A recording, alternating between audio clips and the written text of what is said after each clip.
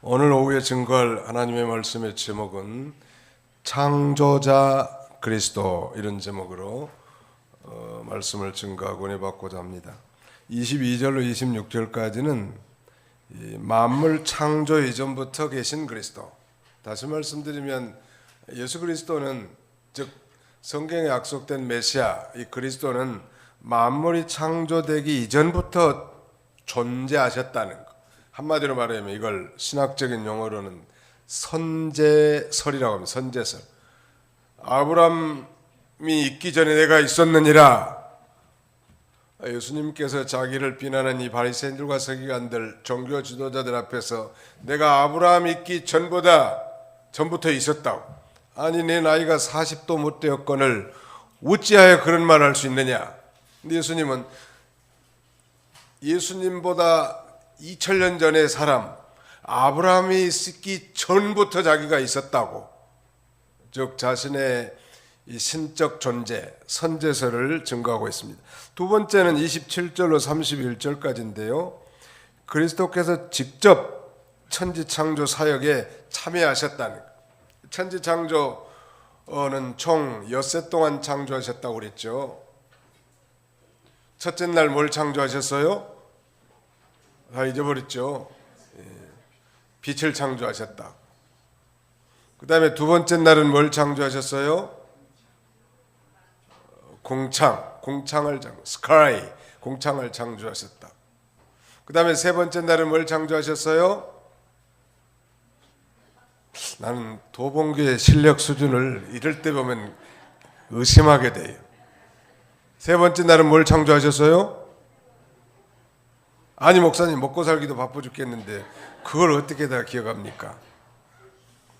어렵게 생각하니까 잘 기억이 안 되는데, 첫 번째 날은 빛을, 두 번째 날은 공창을, 세 번째 날은 땅을 창조했는데 첫째 날과 네 번째 날과 연관이 있다고 그랬죠. 빛을 창조했으니까 그 발광체인 해와 달과 별을 네 번째 날에 창조하셨고, 두 번째 날과 다섯 번째 날에 연관이 있다고 그랬죠. 궁창을 창조하셨기 때문에 궁창 위와 궁창 아래에 거하는 동물들, 새와 물고기, 이런 것들을 지으셨겠죠, 당연히. 그 다음에 마지막 세 번째 날은 땅을 창조하셨기 때문에 땅에 사는 존재들, 각종 땅 짐승들, 육축들, 그리고 땅에 사는 우리 인간, 맨 마지막 모든 걸 다 창조하시고 맨 마지막에는 사람들 창조하신 거예요. 그러니까 세 개만 알면 돼. 몇 개만 알면 돼요? 세 개. 첫 번째 날은 뭘 창조했다고? 빛을. 답변이 네 번째 날이 뭐겠죠? 그러면 해와 달과 별. 두 번째 날은 공창 아랫물이 바다고, 공창 위 스카이, 이 구름 아래 이 스카이를 가리키는데, 공창을 창조했으니까 공창에 사는 존재들이 뭐겠어요? 바다에는 물고기들, 하늘에는 새들을 만들었다. 그 다음에 세 번째 날은 뭘 만드셨어요? 땅을 만드셨단 말. 육지. 육지에 사는 동물들, 뭐 각종 기는 동물들, 그러니까 사자나 곰, 일이나 개, 공룡, 이 모든 것들은 다 여섯 번째 날에 만들어졌겠죠. 땅에서 존재하는 모든 동물들, 그리고 모든 만물을 다 창조한 다음에 하나님의 형상대로 지음받은 인간은 여섯 번째 날 마지막으로 만드셨어요. 그리고 우리 사람은 모든 피조물보다 가장 나중에 지음을 받았는데, 그 이유는 앞에 창조된 모든 피조물을 다스리고 정복하고 충만하게 누릴 그런 특권과 의무가 있었기 때문이지요. 특별히 우리 인간은 하나님의 형상대로 지음받은 존귀한 자요, 아름다운 자고, 그 동물적인 그런 이 존재하고는 비교할 수가 없는 거예요. 저희 집에도 조그마한 그 마티즈 안녕개 5달짜리가 있는데 상당히 영리한 편이에요. 한번 꼬리를 흔들어 가지고 자기 의사를 많이 표현하는데, 한 번도 내가 5년까지 데리고 있으면서 기도한 적을 한 번도 못 봤어. 예배 드린 적도 못 봤고 찬송은 두말할 것도 없어. 그죠? 왜 그런가? 다소 IQ가 높고 고등동물인 침팬지나 돌고래, 이런 그 코끼리 상당히 수준이 높아요. 오랑우탕 상당히 IQ가 높지만 그들이 예배를 드렸다는 기록은 인류 역사책에 없어. 또 오줌똥을 뭐 잘 가린다든지 이런 건 뭐 훈련시켜서 어느 정도 할 수 있지만 본성적으로 도덕적 이 존재로 지음받지 않았습니다. 전혀 부끄럽잖아요. 우리 드림이라고 하는 이 말티즈 있는데 전혀 부끄러운 기색이 없어. 그저 산책 나가면 자기 본능을 여지없이 다 발휘하는 거예요. 그리고 우리 집사람이 그 똥 다 집어가지고 비닐에 넣어가지고 집에 또 화장실에 갖다 넣어줘. 귀엽고 움직이는 장난감 같이 참 좋긴 하지만 영혼이 없기 때문에 그런 거예요. 우리 하나님께서 우리는 영혼이 있게 지음받은 그야말로 위대한 걸작품이에요. 한번 옆에 사람을 쳐다보세요. 당신은 걸작품입니다. 시작. 당신은 걸작품입니다. 마스터피스라. You are great masterpiece. 아주 위대한 걸작품. 하나님의 형상대로 지음받은 존재란 말이에요. 근데 예수 안 믿는 사람 몰라요. 하나님 형상대로 지은 존재라는 걸 몰라. 하나님의 그러면 형상을 왜 입게 지어놨는가? 이미 배운 대로 하나님 형상대로 지었다는 얘기는 영혼이 있게 지었다는 뜻이고, 영혼이 있게 우리를 만드신 이유는 그 영혼을 하나님 앞에 예배하고 그 하나님을 섬기고 그 하나님과 교통하며 축복의 인생을 살도록 영혼이 있게 지원받았는데, 사람 외에는, 사람을 제외하고 영혼 있는 존재는 있다 없다? 없는 거예요.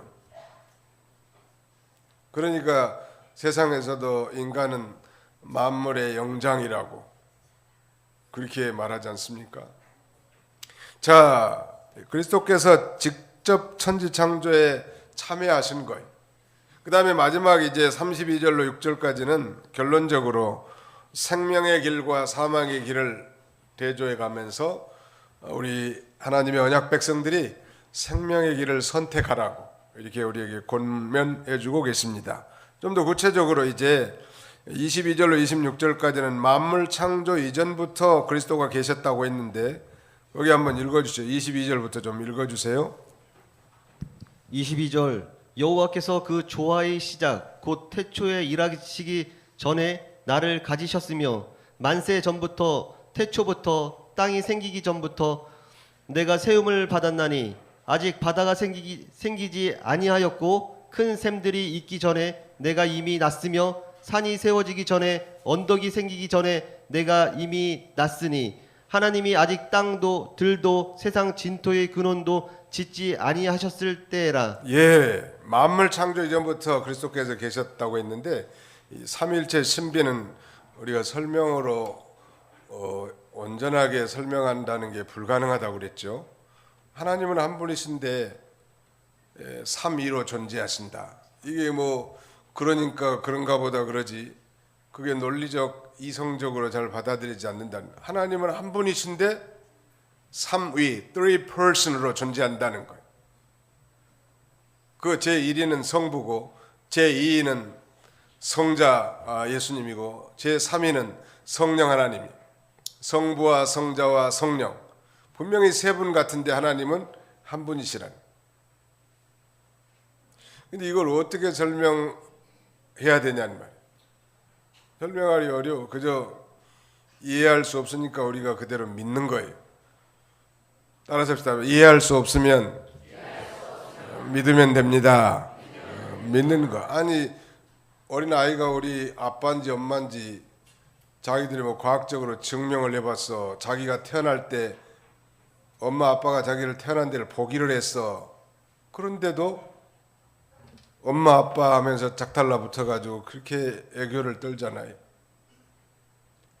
너는 내가 정말 배 아파서 낳았단다 하면서 그 엄마 아빠의 그 사랑을 느끼면서 그 자녀들이 그대로 받아들인 거예요. 아, 우리 이제 자라면서 보니까 코는 우리 아버지 코 닮았고 귀때기는 우리 엄마 귀때기를 닮았구나.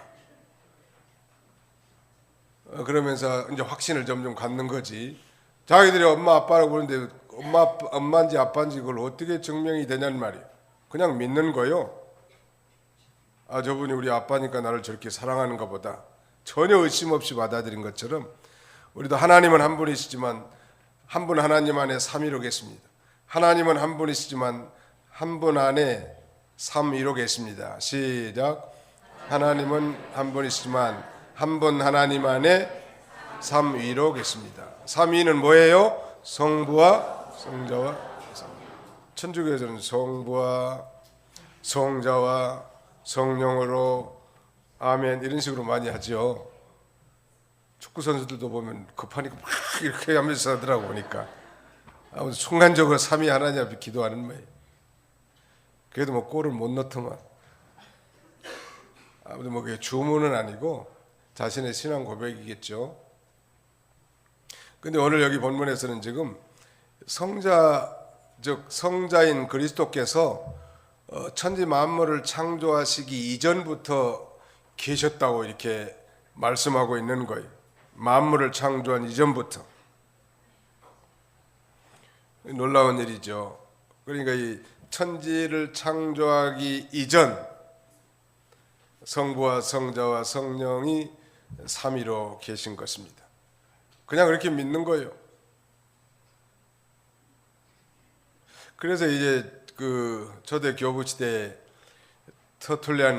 터툴리안이라고 하는 교부는 그 삼일체를 설명하려고 예를 많이 쓰면서 어떻게 설명했냐면 태양을 가지고 설명합니다. 태양은 본체가 있고 그 다음에는 열이 발산하고 또 빛을 내지 않습니까? 그래서 태양은 하나지만 이 빛은 바로 빛이 있고 태양 본체가 있고 또 열을 낸다. 그런 관점에서 태양 본체는 성부 하나님, 그 빛은 성자 예수님, 열은 성령 하나님 이렇게 설명하기도 했습니다. 태양은 분명히 하나잖아요. 태양이 두 개라고 이기는 사람이 있다면 그건 뭔가 문제가 있는 사람. 물이라고 하는 수소기호는 H2O죠. 근데 여기에 이것도 적당한 설명은 아니지만 여러분의 이해를 돕기 위해서 설명하는 겁니다.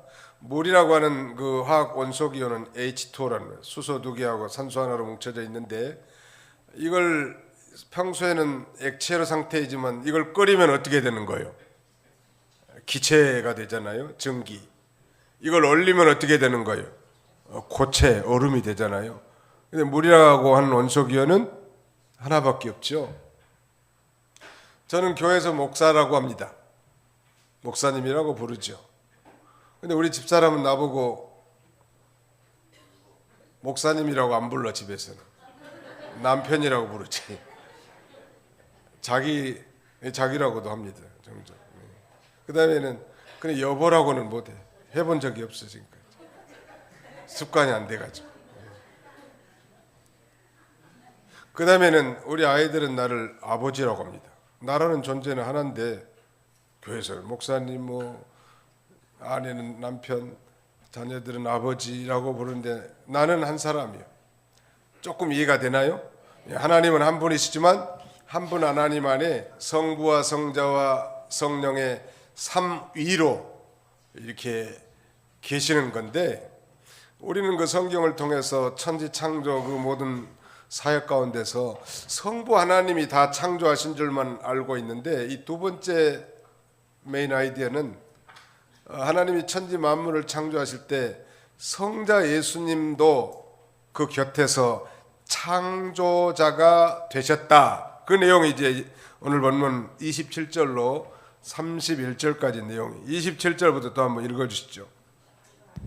27절 그가 하늘을 지으시며 궁창을 해면에 두르실 때에 내가 거기 있었고 그가 위로 구름 하늘을 견고하게 하시며 바다의 샘들을 힘있게 하시며 바다의 한계를 정하여 물이 명령을 거스르지 못하게 하시며 또 땅의 기초를 정하실 때에 내가 그 곁에 있어서 창조자가 되어 날마다 그의 기뻐하신 바가 되었으며 항상 그 앞에서 즐거워하였으며 사람이 거처할 땅에서 즐거워하며 인자들을 기뻐하였느니라. 예. 그리고 예수님께 이 하나님 성부 하나님이 천지 만물을 창조하실 때 사실은 그 곁에서 예수님이 창조자가 되어 이 천지 창조 사역에 동사하셨음을 말씀드린 거고요. 또 여기 언급되진 않았지만 성령님께서도 천지 창조 당시에 하나님의 영이 수면을 운행하시니라 라고 창세기 제1장 2절에 언급되어 있습니다. 그러므로 이 천지 창조 사역에서도 주도적으로 성부 하나님께서 역사하신 것 같이 보이지만 성자와 성령께서도 함께 사역, 동사하셨음을 성경이 증거하고 있는 것입니다. 여기 지금 여러 가지 천지 창조 사역에 대해서 설명하자면 시간이 없지만 30절에 보면 내가 그 곁에 있어서 나는 여기 그리스도예요. 그는 성부 하나님이요. 성자 그리스도께서 성부 하나님 곁에 있어서 창조자가 되어 날마다 그의 기뻐하신 바가 되었으며 항상 그 앞에서 즐거워했으며 사람이 거처할 땅에서 즐거워하며 인자들을 기뻐했느니라. 다시 제가 질문하겠습니다. 하나님께서 천지 만물을 창조하셨는데 며칠 동안에 창조하셨어요? 엿새 동안 창조, 6일 창조. 그 하루는 요음이라고 하는데 이 날은 24시간 하루를 가리킵니다. 저녁이 되며 아침이 되니 셋째 날이더라. 이렇게 말하는 건 바로 24시간을 가리켜요. 원래 이 자유주의 학자들은 이런 그 24시간 하루를 인정하지 않고 뭐 엄청난 시간이다 이렇게 주장하는데 우리는 결코 동의할 수 없고 또 성경이 그렇게 증거하잖아요. 또 어떤 사람은 창세기 1장 1절과 2절 사이에 엄청난 시간 차이가 있다. 갭 띠어리라고 하는 갭 이론을 주장하는 사람도 있습니다. 우리는 그것도 동의하지 않아요. 아무튼 성경에 있는 그대로 성경 말씀을 절대적 진리로 믿고 엿새 동안 창조하셨는데 그 하루는 24시간 하루라. 저녁이 되고 아침이 되었으니 셋째 날이더라 혹은 둘째 날이더라. 유대인들은 사실 하루가 언제부터 시작하냐면 저녁 6시부터 다음 날 낮 오후 5시 59분까지 24시간을 하루로 칩니다. 우리는 아침부터 저녁 이렇게 말하는데 유대인들은 그래서 저녁이 되고 아침이 되니 이렇게 표현을 쓴 거예요. 저녁 6시부터 하루가 시작되는 거예요. 그런데 여러 가지 닷새 동안 이제 다 창조하셨죠. 빛과 공창 그리고 땅을 창조하셨고 하늘의 일월 성신 즉 해와 달과 별들을 만드셨고 그 다음에 공중의 새들과 바다의 모든 물고기들을 만드셨고 마지막 날 여섯째 날은 기는 짐승들 육축들을 다 만드신 다음에 맨 나중에 사람을 만드셨는데 그 모든 하루하루 창조할 때마다 여호와께서 좋았더라 계속하다가 마지막 인간을 창조하고는 심히 좋았더라 그렇게 말할 때 바로 그때도 성자 그리스도께서 곁에 계셨고 그 창조 사역을 즐거워하면서 있었는데 그 마지막 날 여기 31절에 사람이 거처할 땅에서 즐거워하며 인자들을 기뻐하였었느니라. 누가? 그리스도가. 여기 인자는 the sons of man 사람들의 아들들 즉 인간을 가리킵니다. 인간을 창조한 다음에 아주 이렇게 심히 즐거워했다고 이렇게 증거하고 있습니다. 모든 창조 사역을 마쳤을 때 그 만드신 것들이 모두 하나님 보시기에 좋았는데 그 중에서도 하나님께서 가장 기뻐하시는 대상은 역시 사람이었단 말이에요. 나는 조그마한 애완용 그 개를 보면서 종종 좀 불쌍하다는 생각도 들더라고. 왜 그런 생각이 좀 드냐면 이 녀석은 하나님이 만들어 놓은 범위 내에서만 행동을 하는데 뭐 깊은 사고가 있다든지 그런 거 없어. 그저 먹을 거 주면 좋아하고 산책 가기로는 꼬리를 흔들어. 그리고 뭐 어른이 통제하든지 두세 살짜리가 다스리든지 항상 다스림을 받아. 어른한테만 통제받는 게 아니야. 아이들 조그마한 어린아이한테도 통제를 받아. 그러니까 인간이 얼마나 존귀한 존재라는 걸 알 수 있겠죠.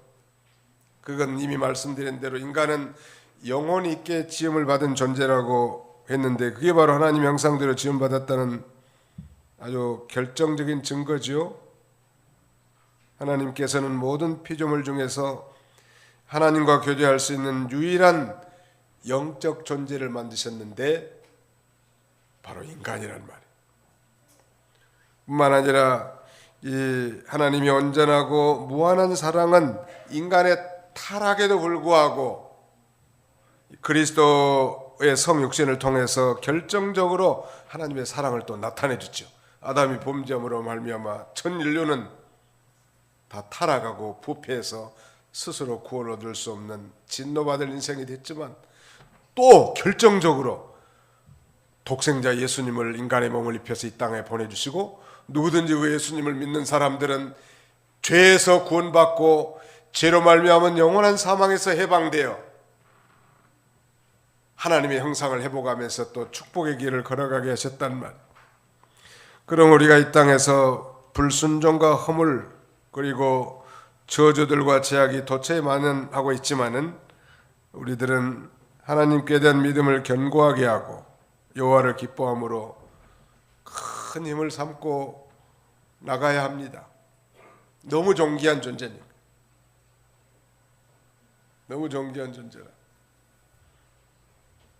여러분들 모두가 다 존귀한 분들이에요. 한번 다 쳐다봅시다. 앞뒤로 한번 쳐다보고 당신은 존귀한 존재입니다. 시작. 당신은 존귀한 존재입니다. 목사님은 잠잘 기회를 안 주세요. 내가 어느 교회 발령받아서 갔더니 잠자는 사자의 코털을 건드리는 목사 같구나. 자기는 목사님이 설교 시간에 자야 되는데 자꾸 못 자게 성가시키거든. 나는 그걸 꼴을 못 봐 잘. 그래도 이 피곤하신 분들은 푹 주무세요. 단 코는 골지 마세요. 어떤 분은 눈을 뜨고 주무신 분도 계시더라고. 그건 참 좋은 것 같아. 그러면 얼마든지 저를 속일 수도 있고. 눈을 뜨고도 졸더라니까. 참 하나님께서 그래도 참 감사해. 존귀한 존재로 지음받은 우리가 참 눈만 뜨면 죄 짓잖아요. 생각으로 죄 짓고 내가 원하는 욕심과 더러운 것들이 솟아오른다는 말. 아니 정말 내가 오랜 세월 동안 초등학교 6년, 중고등학교 6년, 대학 4년 그 외에도 엄청난 교육과 훈련을 받았음에도 불구하고 내 속에서 정말 교양 있는 생각과 탁월한 윤리성을 가지고 고상한 존재로 살고 싶은데 눈만 뜨면 마음으로 생각으로 죄 짓는 게 우리네 인생들이.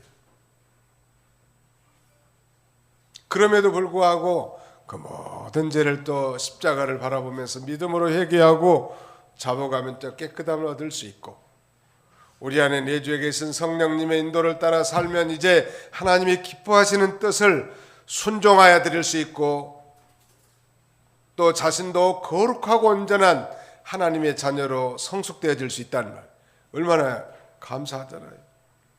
그 예수 어려서부터 예수 믿는 친구들 그 사회생활하면서 여러분들이 느낄지는 모르지만 참 저 사람은 보석과 같다. 저분도 허물이 많이 있을 거고 욕심도 있을 텐데 어떻게 그걸 잘 통제하면서 그렇게 거룩한 인생을 살 수가 있는가? 이걸 발견할 수 있다는 우리 주변에 그런 분들을 만나면 저분이 나간 교회 가고 싶다고 나도 좀 데리고 가보라고 뭐 전도 뭐 예수 믿고 구원 받으세요 말 안 해도 그 사람 보고 교회를 나가고 싶은 마음이 저절로 들게 하는. 언어는 그 입에서 나오는 언어는 정말 우리의 마음을 정말 평온하게 해주고 한마디 한마디가 정말 버릴 것이 없을 만큼 귀중하다는, 행동은 헌신적이고 겸손하고 온유하고, 이런 사람이 하나 있으면 그 사람이 속한 그 공동체가 얼마나 아름답겠냐. 우리 교회도 우리 중고등부 학생들이 이렇게 한 달에 한 번씩 찬양하고 또 청년부들도 마찬가지고, 근데 이게 참 아름다운 일이요. 아주 이 아이들이 훌륭한 아이들이요. 앞으로 하나님께서 이들을 통해서 우리 다음 세대들, 우리 모두가 다 죽어 천당 가면 이 사람들이 다 전도사, 목사, 장로, 권사, 집사가 돼가지고 또 교회를 고민하면서 교회를 세워나갈 사람들, 꿈나무들이에요. 항상 여러분들이 축복해 주시고 격려해 주시기 바랍니다.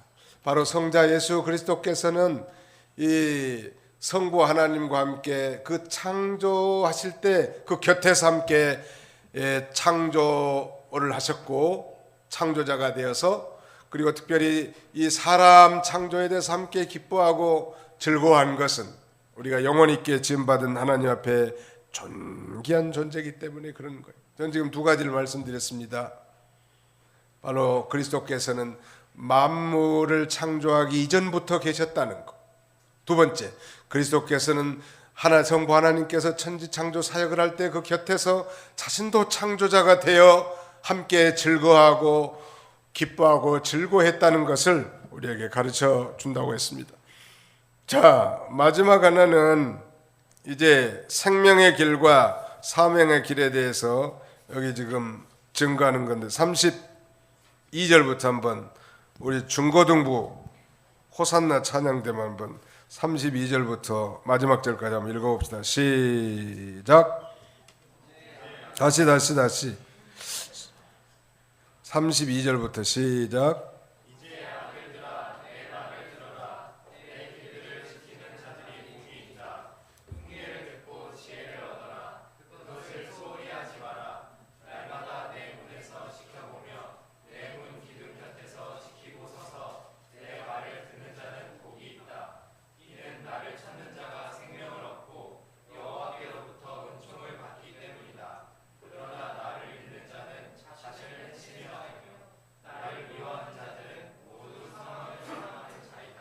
네, 우리 중고등부는 쉬운 성경, 바른 성경을 보고 있기 때문에 조금 우리 거하고 좀 다른데요. 내용은 똑같아요. 여기 보면 32절 그랬죠. 아들들아 이제 내게 들으라. 내 도를 지키는 자가 복이 있느니라. 따라서 합시다. 아들들아 이제 내게 들으라. 내 도를 지키는 자가 복이 있느니라. 솔로몬은 자녀들에게 날마다 지혜를 듣고 지키고 기다리라고 교훈하면서 여기 내 도를 지키는 자가 복이 있느니라. 우린 이미 예수 믿고 구원받은 하나님의 자녀들이고 내 의지와 노력으로는 하나님의 말씀을 지킬 수 없지만 내 안에 성령님의 이 인도를 받게 되면 그 하나님의 말씀을 자동으로 지키게 되는 거예요. 하나님을 믿고 그에 보내신 예수 그리스도를 믿는 자에게 성령 하나님이 그 안에 내주에 계시는데, 그 성령은 진리의 영이기 때문에 그 성령의 충만함 가운데 살면 하나님의 법을 지키게 된다는 말이에요. 지키라고 해서 지킨 거 아니에요. 지킬 능력을 이제 우리에게 주시고 성령으로 그 하나님의 법을 우리의 마음판에 새겨주셨어요. 누가 뭐라고 말하지 않아도 자기가 어기면 내가 이거 어겼구나, 하나님 앞에 너무 죄송하구나, 또 회개할 줄 안다는 말. 그런데 또 단호한 결심을 가지고 그 말씀을 지키고 순종하면 하나님께서 예비한 모든 축복을 누리게 되는 거예요. 우리가 일찍 구원받았고 하나님의 자녀가 됐지만 하나님 말씀 다 내버리고 성령 따라 살지 않고 내 육체의 욕심, 내 육체에 죄 있는 본성을 따라 살 때 얼마나 황량하고 실패하고 심령이 곤고하고 가련한 인생을 살았냐는 말이에요. 마치 유다 백성들이 하나님의 법을 어기고 우상 숭배하고 안식일을 범하고 하나님보다 이 세상 세력을 더 의지하고 쫓아갔을 때 하나님이 징계로 바벨론에 포로 잡혀갔던 것처럼, 그러나 저들이 70년 동안 회개하니까 하나님이 다시 회복시켜 주시고 모든 풍성한 것으로 채워주시고 돕는 세력을 보내주셔서 이끄신 것처럼, 우리가 믿음으로 의롭게 됐지만 이제 믿음으로 의롭게 된 자가 행함으로 복을 받는 것. 따라서 하나님 말씀을 지키면 복을 받습니다. 이제 축복에 관한 문제지 말씀 지켜서 구원 얻고 그런 거 아니에요. 말씀을 지켜서 구원 얻을 인간은 아무도 없는 거예요. 예수님이 그 모든 말씀을 다 지키고 구속을 성취해 놨고 성령을 보내셨기 때문에 예수님만 믿고 이제 내 안에 성령님의 친밀하게 살면서 그 음성을 듣고 따라가면 우리가 가는 곳마다 복덩어리, 들어가도 복을 받고 나가도 복을 받고 그 집에 떡 반죽 그릇도 복을 받는 거예요. 우리가 예수 믿고 구원받은 하나님의 자녀이긴 하나 왜 복을 받지 못하는가? 천국 백성은 됐지만 축복의 말씀을 다 내버리고 자기 욕심, 자기 뜻, 자기 주장대로 살기 때문에 이런 빈핍한 인생을 살 수밖에 없는 것입니다. 33절 혼계를 들어서 지혜를 얻으라. 그것을 버리지 말라. 누구든지 내게 들으며 34절 한번 따라서 봅시다. 누구든지 내게 들으며 날마다 내 문 곁에서 기다리며 문설주 옆에서 기다리는 자는 복이 있나니.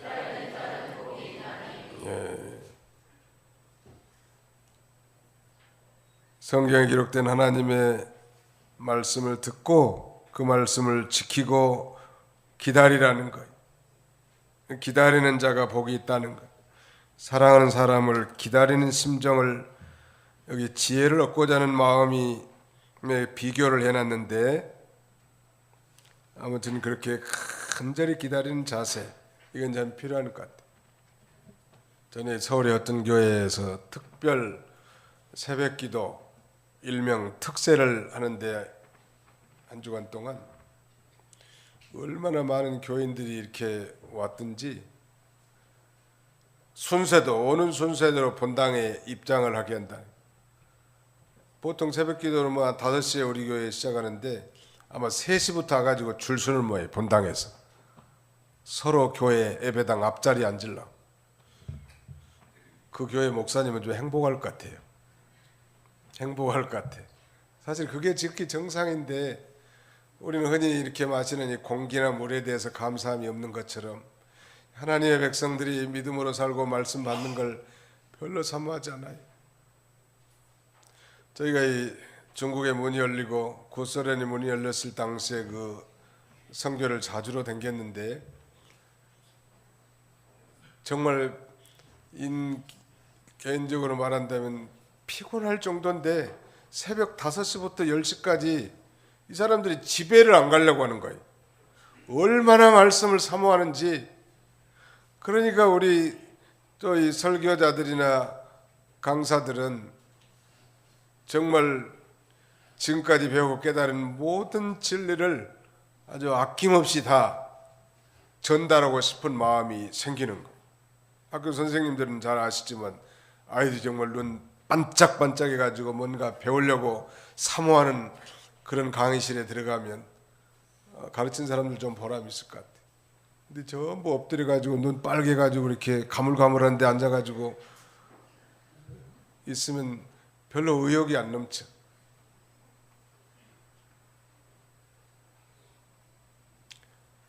그 순복음교회는 뭐 예배당도 뭐 어마어마하게 크지만 뭐 신앙적으로서는 좀 다르다 할지라도 아마 거기서 설교하는 그 목사님은 그저 뭐 저절로 성령이 충만할 것 같아. 얼마나 교인들이 사모하고 뭐 아멘이 뭐 천장이 들썩들썩할 정도라는 거예요. 사실은 그게 정상입니다. 그게 지극히 정상이에요.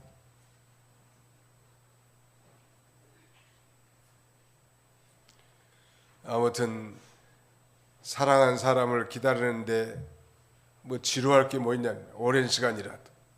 그와 같이 늘 날마다 여호와의 집 문 곁에서 기다리고 그 문설주 옆에서 기다리는 자가 복이 있다는, 언제 예배 시작하는가, 언제 이 주님의 이름으로 모이는가, 늘 사모하는 사람, 간절히 기다리는 자세를 우리에게 가르쳐 주고 있습니다.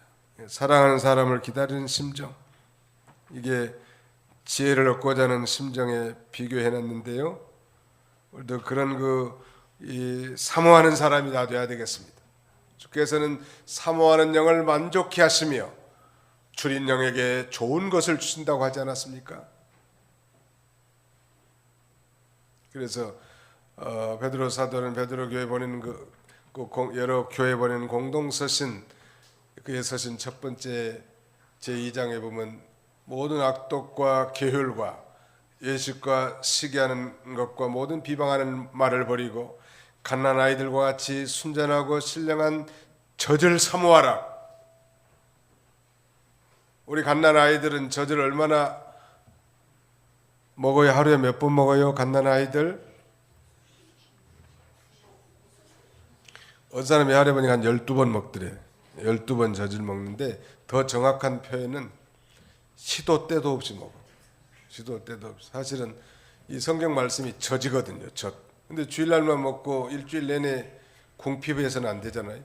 그러니까 늘 평일에도 말씀을 사모하고, 또 우리 홈페이지 들어와서 말씀을 다시 한번 들으면 더 새롭다고. 이 대중이 모인 가운데 설교를 듣는 거하고 조용히 레시바를 꽂고 설교를 경청하는 건 또 다른 은혜가 있어요.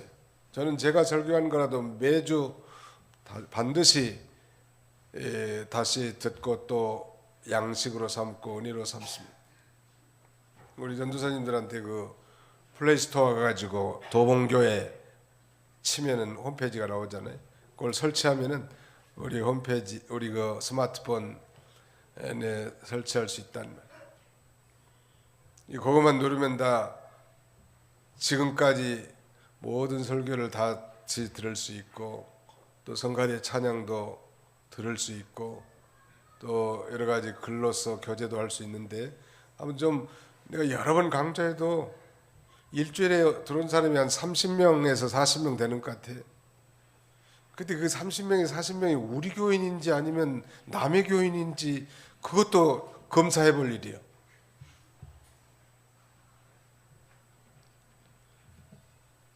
사모하시기 바랍니다. 늘 찾아, 잘 안 된 사람들은 자기 이 스마트폰은 다 되잖아요. 스마트폰은 거기다가 다 도봉교회 웹사이트 홈페이지를 그리 옮겨 놓는 거에 말하잖아요. 거기 자꾸 들어가 보라고. 자기가 깨닫지 못한 걸, 놓쳤던 걸 또 발견할 수도 있고, 또 그게 확신 있는 말씀이 돼야 그게 생명이 되고 능력이 되는 거예요. 또 환난 가운데 큰 힘이 되는 거고, 하나님 말씀이. 하나님 말씀을 뭐 긴가민가하게 뭐 들어가지고 그게 능력이 될 수는 없단 말이에요. 자, 그 다음에 마지막 25절, 35절. 대저 나를 얻는 자는 생명을 얻고 여호와께 은총을 얻을 것임이니라. 그러나 나를 잃는 자는 자기 영혼을 해하는 자라. 나를 미워하는 자는 사망을 사랑하느니라. 이 결론 부분에서 지혜이신 예수 그리스도를 얻는 자는 생명과 모든 신령한 여호와의 은총을 얻게 된다는 것. 요한복음 1장 4절 이하에 보면 그 안에 생명이 있었으니 이 생명은 사람들의 빛이라 그랬는데, 그리스도와 그 말씀이 곧 생명이고 은총이기 때문에 나를 얻는 자는 생명을 얻고 여호와께 은총을 얻는다고 했고요. 반면에 나를 잃는 자, who miss me, 나를 잃어버린 자, 킹 제임스 버전은 내게 범죄하는 자 이렇게 써져 있어요. 지혜를 잃는 자는 여호와께 범죄하고 하나님을 잃는 자인데, 그러므로 사람이 이 지혜를 거절하고 범죄해서는 안 된단 말. 그렇게 되면 영혼을 해하게 되고 멸망하는 자가 되고 사망을 사랑하는 자가 된다는 것. 예수 그리스도 안에 생명이 있습니다. 영생은 유일하신 참 하나님과 그의 아들 예수 그리스도를 아는 것이니다 그랬는데, 예수님을 믿고 하나님을 아버지라고 부르는 이런 자에게 생명이 있고 그 은총으로 구원의 축복을 얻게 될 걸 우리에게 가르쳐 줍니다. 오늘 이 본문을 통해서 바로 이 지혜이신 예수 그리스도, 그분이 우리의 구원자신데 그 예수 그리스도로 말미암아 하나님을 아버지로 모시고, 그분은 곧 창조자이시고 또 천지 창조 이전부터 계신 선지하신 영원하신 하나님이신데, 그 하나님을 얻는 것이 곧 지혜를 얻는 것이고 생명을 얻는 것이고 은총을 얻는 것인 줄 알고 늘 사모하는 그런 저와 여러분들이 다 되시기를 축원합니다. 거룩하신 하나님 감사합니다. 오늘도 새벽부터 이 시간까지 우리와 동행해 주시고 예배 가운데 성령으로 함께 하셔서 하나님 앞에 예배드릴 수 있도록 은혜 주심을 진심으로 감사합니다.